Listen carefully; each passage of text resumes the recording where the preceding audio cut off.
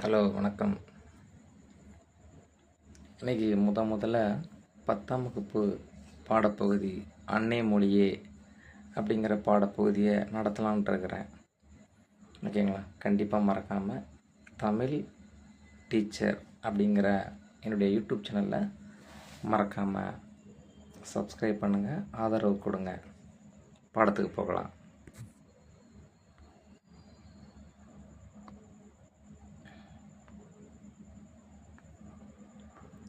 பத்தாம் வகுப்பு பாடப்புத்தகத்தில் முதல்ல வரக்கூடிய பாடப்பகுதி அன்னை மொழியே என்று சொல்லக்கூடிய ஒரு செய்யுள் பார்க்க போகிறோம்.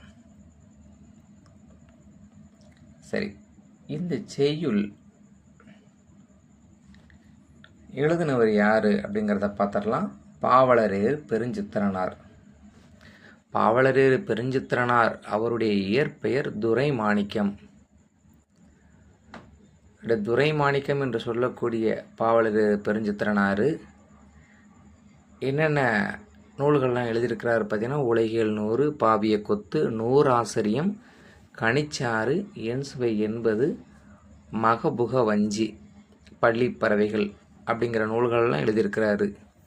அது தவிர இவருடைய திருக்குறள் மெய்ப்பொருள் உரை என்ற நூல் தமிழ் மொழிக்கு கருவூலமாக அமைஞ்சிருக்கு. இவருடைய மறைவுக்கு பின்னர் இவருடைய நூல்களை எல்லாம் நாட்டுடைமையாக்கப்பட்டிருக்கிறாங்க.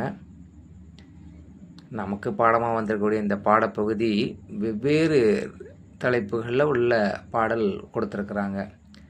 தமிழ் தாய் வாழ்த்து, முந்துற்றும் யாண்டும் அப்படிங்கிற 2 பாடப்பகுதி சேர்ந்தது தான் ஒரே பாடலாக கொடுத்துருக்குறாங்க.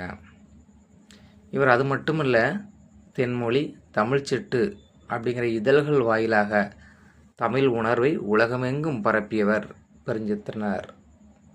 இந்த பெருஞ்சித்திரனாருடைய பாடல் பார்க்கலாம். அழகார்ந்த செந்தமிழே,